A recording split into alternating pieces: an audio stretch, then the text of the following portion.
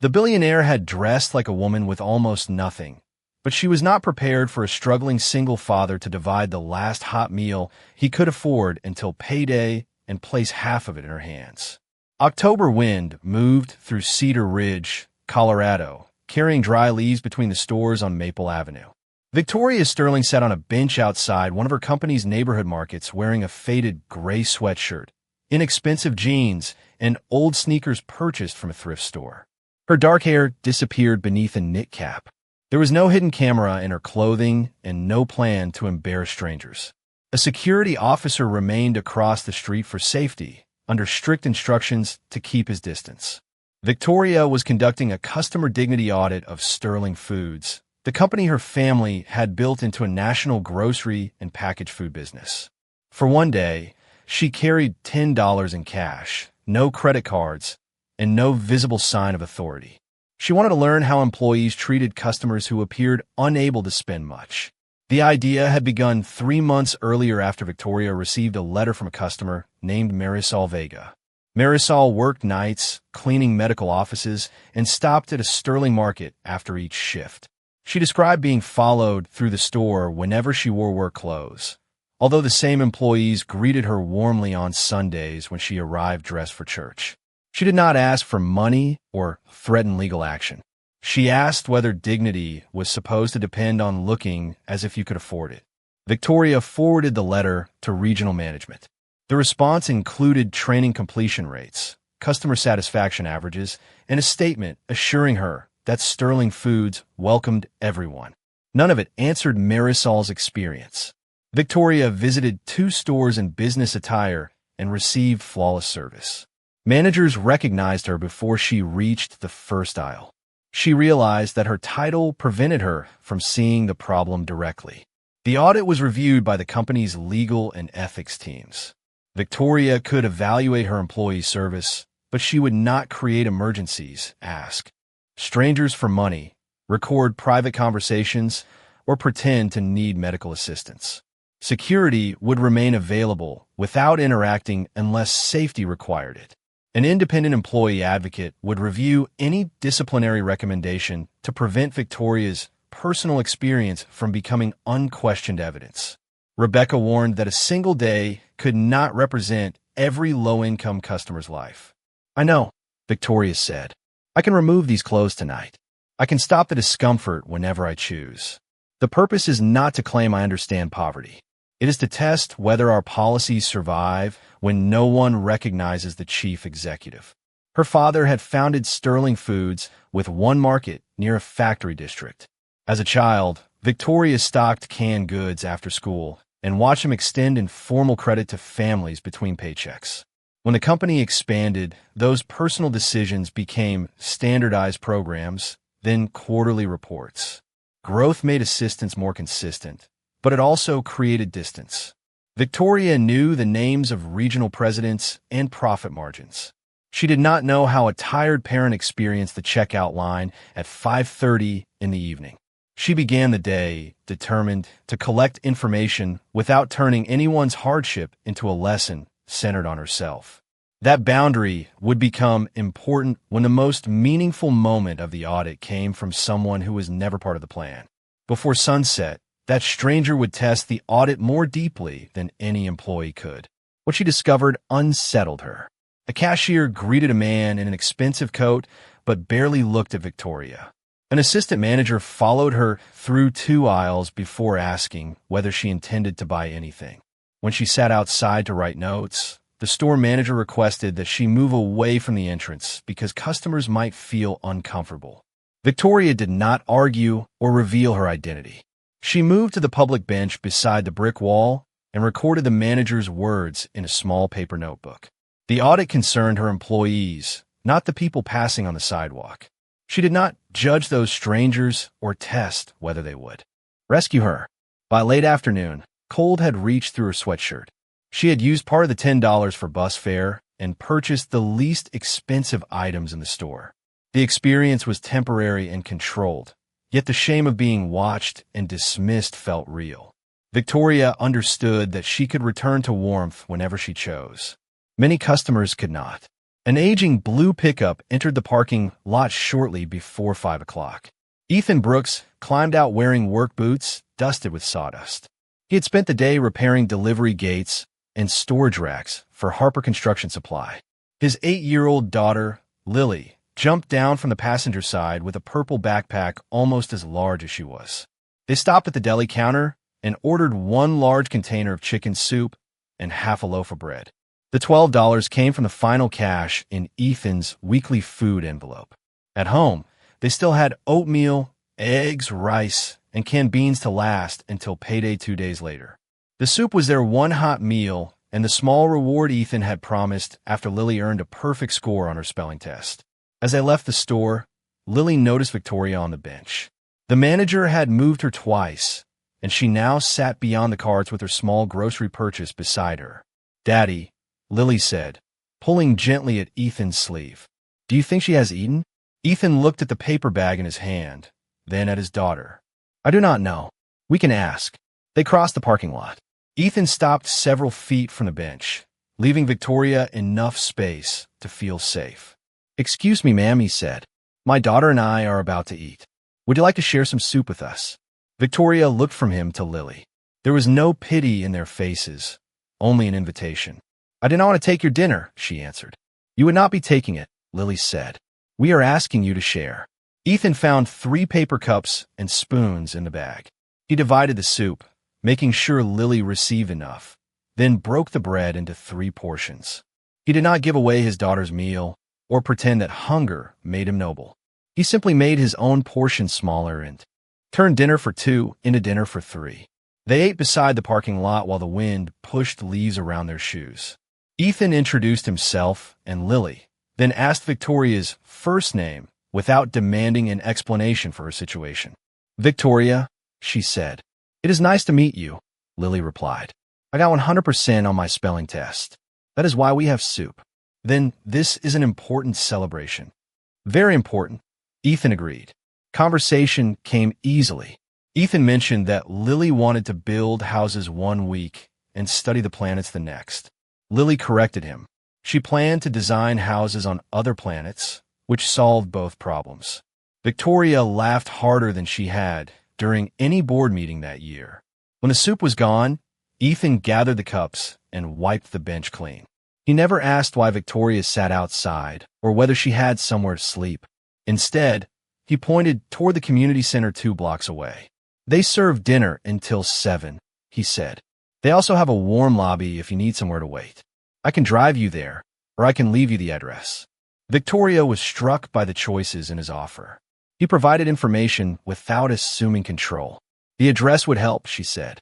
Lily wrote on a napkin, then added a second line in uneven pencil. "Meals are better when nobody eats alone." Victoria folded the note carefully. "Thank you for sharing your celebration." "Thank you for celebrating with us," Ethan replied. He and Lily returned to the pickup. Before starting the engine, Ethan counted the few coins remaining in his wallet and checked the fuel gauge. Victoria saw the worry he tried not to show, but she did not chase him with money. Repaying him in the parking lot would have transformed a shared meal into a transaction and exposed the deception before she understood what she needed to change. After the pickup disappeared, Victoria called an end to the audit. She returned to a modest hotel rather than the luxury property her staff had reserved. Lily's note remained beside her notebook while she reviewed the day. The most important lesson was not that a poor family had behaved better than wealthy strangers. That conclusion would have been shallow. Ethan had shown her what dignity looked like in practice. Ask instead of assume, share instead of display, and offer choices instead of taking control. By morning, her notes would place one manager's job at risk and force Victoria to prove she could correct harm without creating more of it. Ethan and Lily reached their rented house before dark and reheated rice and beans. Lily divided the remaining bread with a ruler. "Dinner does not require engineering precision," Ethan said. "Unequal bread causes conflict. History proves it." Their humor had carried them through the 3 years since Rachel, Lily's mother, died on an icy road. Rachel had believed children deserved age-appropriate truth, so Ethan never pretended money was fine when it was not. He opened the food envelope, and showed Lily what remained at home until payday. If sharing meant you missed meals, I would have chosen differently, he said. Would that be selfish? No, we do not help one person by hurting another. Lily nodded. We shared what we could, not everything we had. Ethan had learned that balance painfully. After Rachel died, he accepted every repair request and refused payment until exhaustion and an overdue rent notice forced him to change. He now charged fair rates and reserved volunteer work for people who needed it. Their emergency fund was small, but their hardship was not the result of careless giving. Before bed, Lily added a gray-hatted figure to the drawing beside her spelling test. Do you think Victoria found what she needed? Maybe she needed someone to eat with. 1 mile away, Victoria made 2 lists. The first recorded the employee's failures. The second captured Ethan's approach: distance, permission, choices, useful information, and no demand for a personal story. Correcting the staff without teaching an alternative would produce fear instead of service. She ended with one private instruction: do not make the father and daughter pay for your lesson with their privacy. The following morning, Victoria entered the Cedar Ridge regional office in her usual Navy suit. The district leadership team expected a presentation about sales. Instead, she described how the market had treated a customer who looked poor. She did not identify the manager publicly or use the meeting to humiliate him. She reviewed the notes with human resources, confirmed the incidents through existing store procedures, and required corrective training. The manager received a formal warning and a performance plan. Every regional store would adopt a customer dignity policy stating that no one could be followed, removed, or treated as suspicious based only on clothing or perceived income. We sell food, Victoria told the team. That means we meet people on good days and on the hardest days of their lives. Efficiency matters, but dignity is not an optional service. She also ordered a review of the company's community programs. Sterling Foods donated large amounts to annual galas, while several neighborhoods surrounding its stores lacked reliable access to meals. Victoria wanted less ceremonial charity and more practical support. She asked for proposals involving community refrigerators, no questions asked meal shelves, and partnerships with local repair groups. Her assistant, Rebecca Lawson, noticed the napkin on the conference table. Who wrote that? A little girl named Lily. Her father shared their dinner with me. Do you know how to find them? Victoria shook her head. I know his name is Ethan and that he works with repairs. That is all I asked. I am not sending investigators after a man because he was kind to me. If Cedar Ridge is small enough, our paths may cross again. If they do not, the lesson still belongs in our company. 2 days later, chance placed him 10 feet from her, with every reason to feel deceived. Their paths crossed sooner than she expected. 2 days later, Victoria visited Carter's Bakery, a small business Sterling Foods was considering for a local supplier program. The elderly owner, Evelyn Carter, struggled with a back door that refused to close. As Victoria examined trays of bread, the familiar blue pickup stopped outside. Ethan entered carrying a toolbox. Miss Evelyn, your door has decided to protest again. He adjusted the upper hinge and replaced 2 damaged screws. The repair took 15 minutes. Evelyn offered him $20, but he accepted only enough to cover the new hardware. You have a business to run, he said. I cannot keep stealing your cinnamon rolls as payment.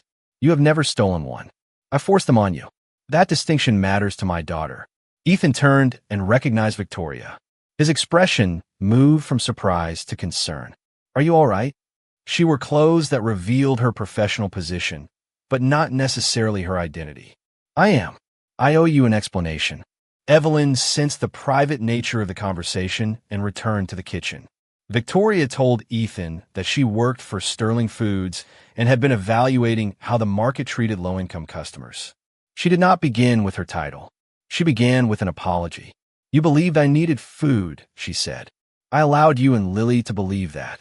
The soup taught me something important, but I understand if the situation makes you feel used. Ethan placed his screwdriver in the toolbox. Were you recording us? No. My notes concern the store employees. No photograph or video of you or Lily exists. Did you follow us afterward? No. Meeting you here was an accident. Some tension left his shoulders. Why are you telling me now? Because accepting kindness under a false impression creates a debt of honesty. You deserve the truth. Ethan considered her answer. I would have shared the soup if I had known you had money. You look cold, and you were eating alone. That does not make the omission right. No, he said, but apologizing helps. Victoria offered to reimburse the meal. Ethan refused with a small smile. It was $12, and 3 people ate. Your share was $4. If you need the accounting to close, buy $4 of food for the community center. I can do that. Then we are even. Victoria handed him a business card. This time it showed her full title, Chief Executive Officer of Sterling Foods. Ethan read it twice. You said you work for them. Edo. He looked at her, then laughed. Lily's going to think I left out the most interesting part of the story. Victoria explained that the company was forming a local advisory group for a community meal program. I do not want you as proof that kind people exist. I want practical advice from someone who knows how to offer help without taking away dignity. The meetings are paid. You may decline. I will need to see what the program actually does. That is the answer I hoped for. Before the first shelf opened, Ethan would receive news that made accepting Victoria's invitation far more complicated. Ethan attended the first meeting the next Thursday after his regular shift at Harper Construction Supply. The advisory group included a food bank coordinator, a school counselor, 2 store employees, a veteran who had experienced homelessness, and the director of the community center. Victoria listened while they explained why many well-intended programs failed. Forms were too complicated. Pickup times conflicted with work schedules. Families avoided shelves placed where everyone could watch them take food. Donations often contained items people could not prepare. Ethan spoke last. The person receiving help should have choices. Put ordinary food beside prepared meals. Keep the shelf near an exit, not under a camera. Do not make people explain why they need dinner. If you want to know whether the program works, ask the people using it, not only the people funding it. The group developed a pilot called Open Table. 3 Sterling markets would maintain discrete meal shelves stocked with fresh items near closing time. The company would partner with the community center rather than control the program alone. Customers could take what they needed or leave something if they wished. No forms, photographs, or public displays would be required. Designing the shelf proved more difficult than naming it. The first proposed location was near customer service, where employees could keep it organized. The veteran on the advisory group rejected the placement. Everyone in line will see who takes food, he said. I would have walked past hungry. The food bank coordinator worried that placing it near an exit would increase waste or theft. Ethan asked what the word theft meant when the program promised people could take what they needed. The group agreed on limits for high-demand items, but refused to require proof of need. They built a temporary shelf from inexpensive lumber and tested it with volunteers. A mother pushing a stroller could not reach the lower compartment. Printed labels were difficult for a man with limited vision. Several prepared meals required a microwave, which not every recipient had. Lily attended one Saturday session and pointed out that children could not tell which foods contained common allergens. The final design included adjustable shelving, large print labels, simple allergen symbols, and a section for food that could be eaten without cooking. A small refrigerator held sealed, prepared meals with dates and heating instructions. Store employees checked safety and inventory, but did not monitor who took items. The advisory group also confronted the question of surplus. Sterling Foods discarded products when quality declined, even before they became unsafe. Legal counsel feared liability if those items were distributed. Victoria asked the company to join a recognized food rescue network with established handling standards. The solution cost more than placing a box near the door, but it protected recipients from receiving whatever a store no longer wanted. During a trial evening, the shelf remained untouched for 2 hours. Employees assumed customers did not need it. The school counselor suggested that the sign sounded charitable and formal. Lily's sentence replaced it the next day. Meals are better when no one eats alone. Beneath it, smaller words explained, take what helps. Leave what you can. No explanation needed. The first person to use the shelf was a delivery driver who selected fruit and oatmeal after asking whether the program was truly open to anyone. The second was an older woman who left 2 cans and took 1 prepared meal. By closing time, half the items had moved in both directions. Ethan warned Victoria not to judge success only by the amount taken. A shelf can be useful because food is there when someone finally needs it. Empty is not always success, and full is not always failure. The company developed several measures: safe distribution before expiration, repeat stocking needs, anonymous customer feedback, and referrals from community partners. No metric required collecting the identities of recipients. The Cedar Ridge manager participated reluctantly at first. He feared that the shelf would attract complaints or make the store appear unsafe. Human Resources required him to listen to Marisol's original letter, with her name removed. During the discussion, he admitted that he had confused polished appearance with low risk because he wanted to prevent incidents. Safety matters, Victoria told him. Bias becomes dangerous when we call it safety and stop examining it. He was not forgiven by his speech. He had to change repeated behavior, respond to feedback, and meet clear standards. The pilot gave him a place to practice the service expected from him. Victoria asked Lily for permission to use the sentence from her napkin on a small sign. Lily agreed after changing 1 word. The sign read, "Meals are better when no one eats alone." Her full name and photograph did not appear.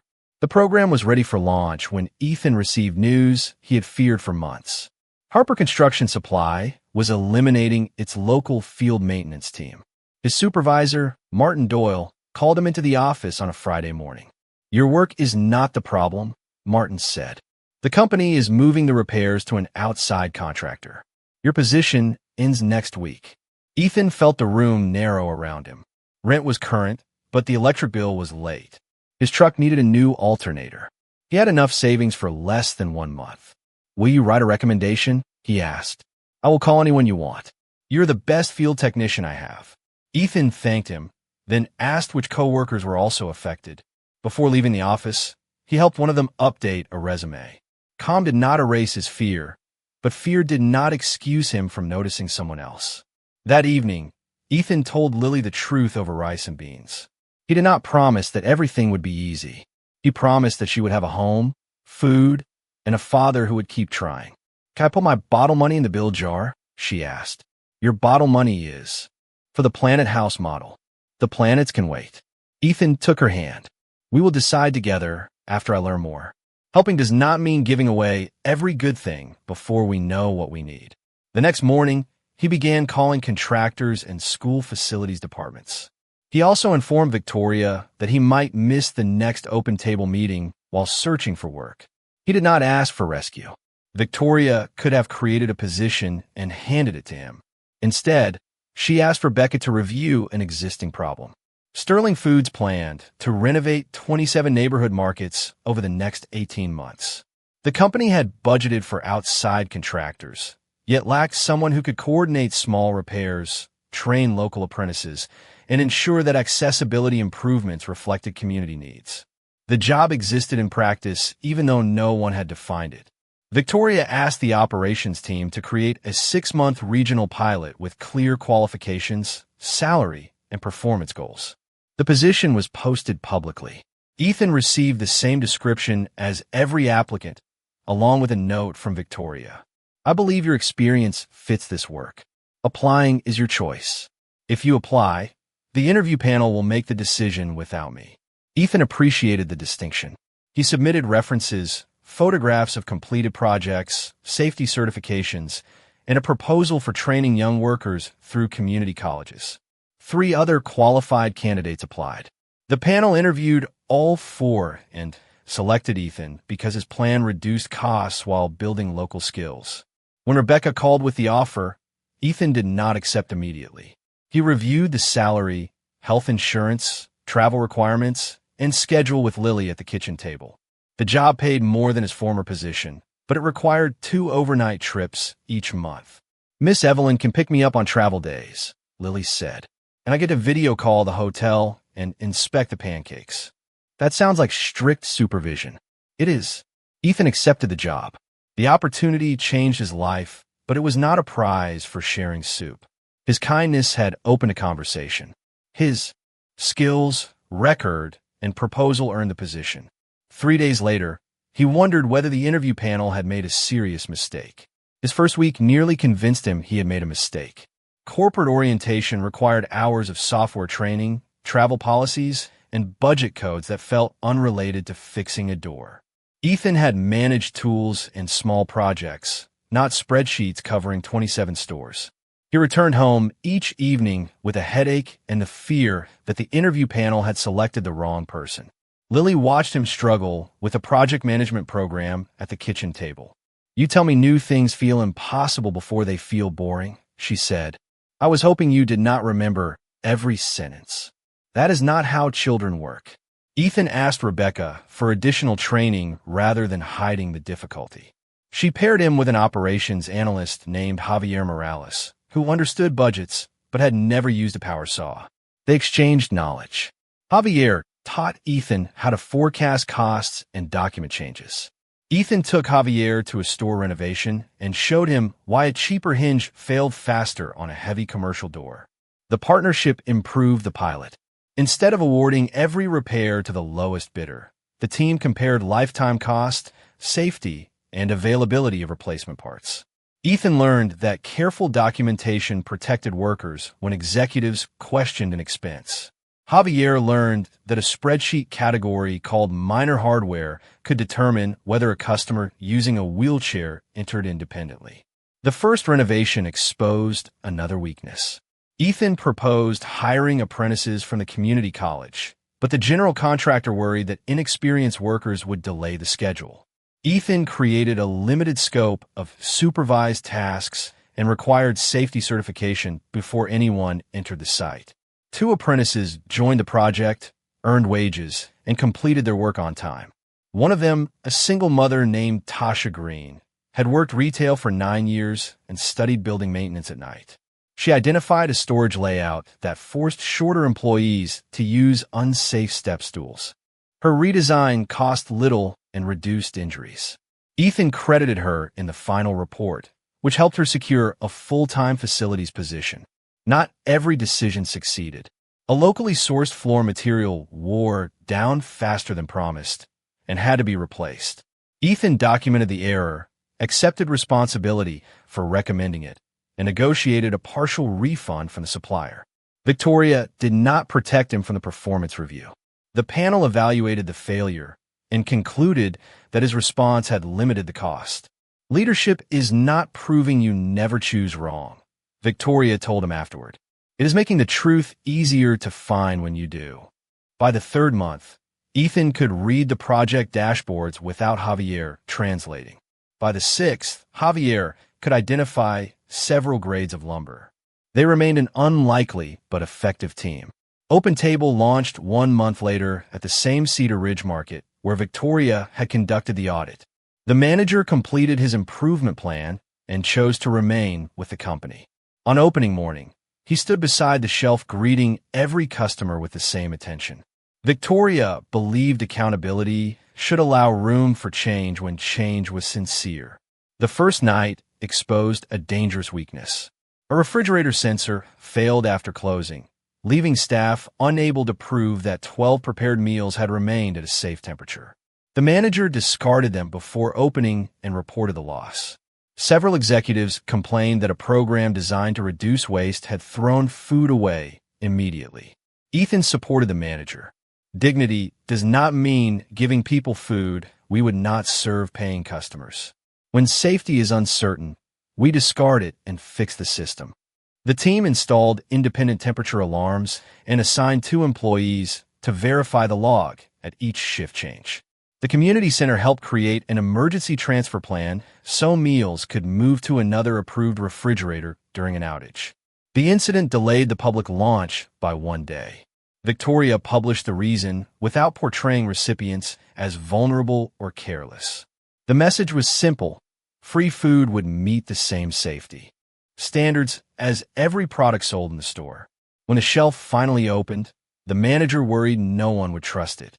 He placed the first sealed meal inside, checked the temperature twice, and stepped away. The decision to report his own failure became the first evidence that his improvement plan had changed more than the way he greeted customers.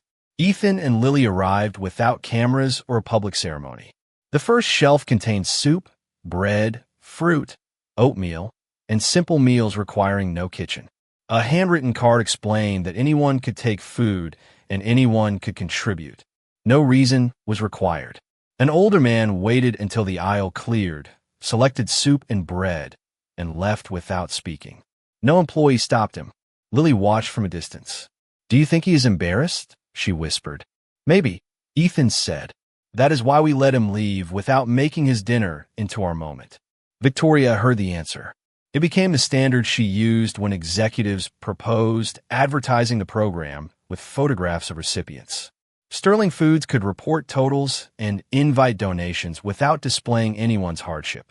During his first 6 months, Ethan coordinated repairs at 9 stores. He replaced unsafe ramps, redesigned storage areas, and created a paid apprenticeship with Cedar Ridge Community College. The apprentices learned carpentry, electrical safety, and basic building maintenance while working beside licensed professionals. Several were single parents or veterans changing careers. Ethan's performance exceeded the pilot goals. Repair costs fell, stores completed projects faster, and 3 apprentices moved into full-time positions. The board approved expansion of the program across Colorado. Victoria offered Ethan the permanent regional director role after a formal performance review. "I still want to work with my hands," he told her. "Then the job description should require it," Victoria answered. He accepted on the condition that he spend at least 2 days each month working beside the crews. The title mattered less to him than remaining useful. Sterling Foods held its annual Community Leadership Summit that autumn. This time Ethan knew why he had been invited. Victoria asked whether he and Lily were comfortable sharing the story of Open Table. She explained what would be said, offered to keep their names private, and accepted every change they requested. Ethan agreed to speak because the program needed partners, not because he wanted applause. Lily permitted Victoria to show the napkin, but asked that no photograph of the parking lot dinner be used. None existed, and Victoria was grateful for that. On the morning of the summit, Ethan parked his repaired blue pickup beside the regional headquarters. He wore a navy shirt Lily had helped him choose. She walked beside him in a purple dress and carried 3 wildflowers from Mrs. Carter's garden. Inside the auditorium, Victoria described the dignity audit and the failures it uncovered. She did not present herself as heroic for wearing old clothes for 1 day. She acknowledged that her temporary experience could never equal the insecurity families lived with for months or years. "I learned something because a father and daughter shared a meal," she said. But the lesson was not that people with less are morally better than people with more. The lesson was that help becomes respectful when it protects choice, privacy, and belonging. She invited Ethan to the stage as a paid advisor and regional program leader, not as a poor man receiving a billionaire's reward. He explained how Open Table worked and why the shelves avoided forms and publicity. Lily stood beside him and read the sentence from her napkin. The audience applauded, but the most important moment came afterward. Representatives from 12 grocery chains and community organizations committed to creating similar programs. Sterling Foods made its guidelines public so other companies could use them without paying a fee. Victoria announced a separate education fund for children of hourly workers across the company. Scholarships would be awarded through an independent process based on need and achievement. Lily would be eligible when she was older, but she would receive no guaranteed place because of her connection to Victoria. Ethan approved. After the summit, Lily offered Victoria one of the wildflowers. "Flowers are better when they travel too," she said. Victoria accepted it. "Your family has taught me a great deal about things that travel." 1 year after the parking lot dinner, Cedar Ridge opened the Brooks Community Workshop in a restored warehouse owned by the city. Ethan had not asked for his name on the building. The advisory board chose it only after he agreed that the name represented the crews and apprentices, not one act of kindness. Sterling Foods provided startup funding, the city offered a long-term lease, and local trade unions donated tools and instructors. No single benefactor owned the project. Months earlier, however, one environmental report had nearly ended the workshop before construction began. Opening the workshop required months of negotiation. Residents near the warehouse worried about noise and traffic. Trade unions wanted assurance that volunteer labor would not replace paid jobs. The city required environmental testing because the building had once stored industrial paint. Ethan attended evening meetings, listened to objections, and revised the plan. Power tools would operate only during set hours. Professional work remained paid, while volunteers focused on community projects and supervised training. Sterling Foods funded removal of contaminated soil before the lease began. A neighborhood representative joined the governing board, and the workshop published its budget each quarter. Funding also came with limits. Victoria proposed covering the first 3 years, but Ethan and the board rejected dependence on one company. They developed income from paid commercial repairs, training contracts, municipal grants, and small donations. Services for low-income residents remained free, supported by the revenue-generating work. The first month was chaotic. Donated tools arrived faster than volunteers could inspect them. 3 projects were accepted without enough information, causing delays.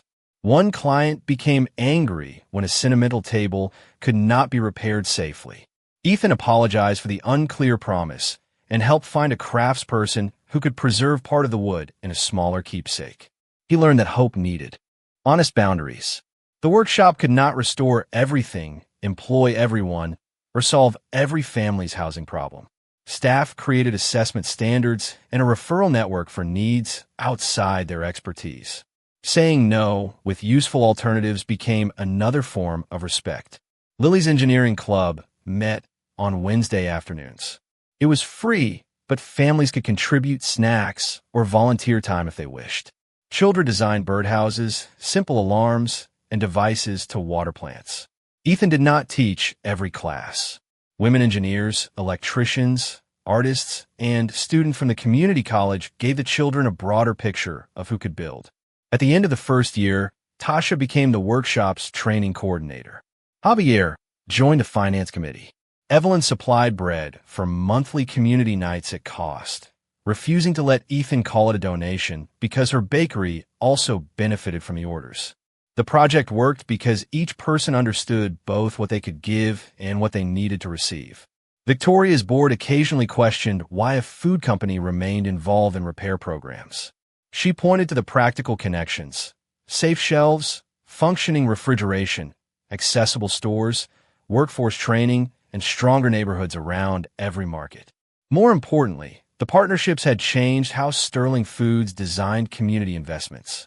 The company stopped arriving with finished solutions and began paying local advisors before making plans. The workshop repaired furniture and home safety problems for elderly residents, trained apprentices, and supported the open table shelves by maintaining refrigerators and storage equipment. People receiving repairs were never photographed unless they requested it. Those able to contribute could donate money, materials, or volunteer hours. Those unable to contribute owed nothing. Ethan still arrived early and swept the floor before the apprentices came in.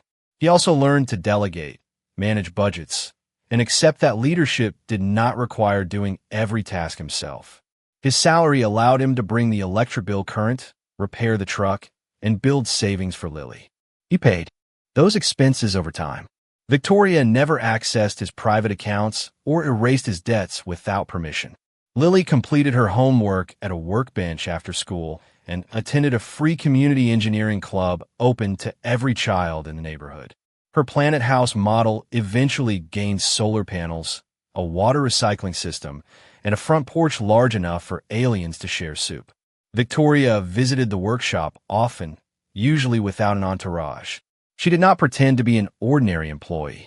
She asked what needed attention and accepted unglamorous assignments. On the anniversary of their meeting, she found Ethan repairing a rocking chair built more than 40 years earlier. "Still fixing old things?" she asked. "Some things deserve another chance. People too, especially people, but they should have a say in how they are repaired." Victoria smiled at the correction. It captured the lesson she had nearly missed. Money could solve urgent problems, but power used without consent could create new ones. Ethan had never needed her to redesign his life in secret. He needed a fair opportunity, honest information, and the freedom to choose. Across Colorado, open table shelves provided thousands of meals. The company measured inventory and access, but never collected the names of recipients. Employees were trained to offer assistance without demanding personal stories. The Cedar Ridge manager who had once asked Victoria to leave eventually became one of the program's most reliable advocates. His improvement did not erase his mistake, but it proved that accountability could produce more than punishment. Near closing time, Victoria and Ethan walked to the original market. The bench remained outside beside the brick wall. Lily sat there dividing a loaf of bread among 3 children from her engineering club while explaining the design of her imaginary house on Mars. "Do you ever wonder what would have happened if she had not noticed you?" Victoria asked. Ethan watched his daughter. "Someone else might have noticed on another day." "You sound certain." "I am not. That is why we teach children to look." Victoria unfolded the original napkin she still carried. Inside her notebook, "Meals are better when no one eats alone." The sentence had changed a grocery company, helped create a new career, and opened doors for people Ethan and Lily would never meet. Yet the story had not become meaningful because a billionaire rewarded a poor father. It became meaningful because one family shared what it could, one executive accepted correction, and both sides learned that kindness must protect dignity as carefully as it responds to need. The greatest fortune was not the workshop, the promotion, or the growing program. It was a trust built when help stopped being a performance and became a partnership. Sometimes a meal shared on a cold bench does not change the world in a single afternoon. It does something more believable. It changes the next decision, then the decision after that, until an entire community begins making room at the table.